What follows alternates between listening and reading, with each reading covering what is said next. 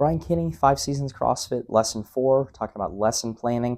So if we come up here to our workout, we have 4 time 60, 50, 40 of air squats and 10, 15, 20 of shoulder to overhead. So right away, what we want to do here is account for the workout itself, which is going to be a little bit of a shorter workout actually, 5 to 9 minutes.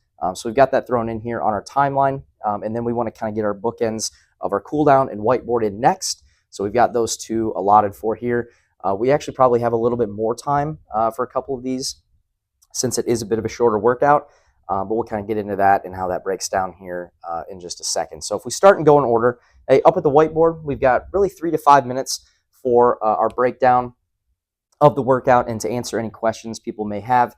Again, since this is a bit of a shorter workout, probably looking at kind of the lower end of that range, but we do have up to that 5 minutes if we absolutely need to. So we'll move from the whiteboard then into the warm-up, looking at first the overall warm-up taking right around about 10 minutes, split evenly here between the general and specific. Might take a little bit more time for the specific warm-up than the general warm-up for something that consists of a bodyweight movement and one weightlifting aspect. Really probably for the general warm-up, looking at something to just kind of get the body temperature up first, and the body prepped and ready to go to move. So really probably a row, a run, a ski, a bike, something along those lines, again, for a few minutes just to kind of get everybody moving and ready to go. Any extra time from the general warm-up we can use for the specific, but again, in that kind of 3 to 5 minute window. Now we're getting into the movements of getting ready for the air squats, some squat mobility work prior to that. So sitting in the bottom of a squat, hitting a few reps. They're just making sure everything feels as good as it possibly can. There, since they're not loaded, really just getting ready for those body weight reps is all we're going to need to do there. And then the shoulder to overhead might take a little extra time. We may first need to move around a PVC pipe through some different pressing, moving through our overhead series, strict push, and then maybe even a few jerks. And then from there, getting the barbell out, doing the same thing, and then slowly adding our working weights. RX on the workout is 135 and 95. So either working up to that or any of our scaling options from there, depending on the individual athlete's needs.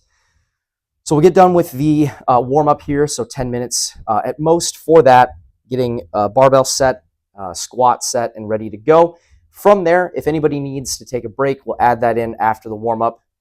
Again, since the workout is a little shorter, we can be a little bit more generous with that. 5 to 7 minutes is going to be really enough time for that.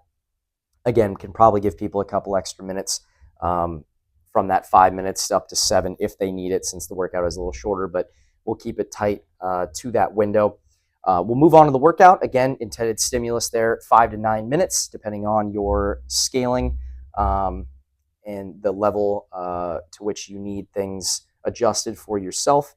We'll finish the workout, move on to the cool down, which again, since we will have a little bit more time because of the shortened workout, or because of it is a shorter workout, the cool down, we can allot for a little bit more time there. We'll have 10 minutes, but if we need to take up to 15, certainly could. That gives people even a little extra time at the end.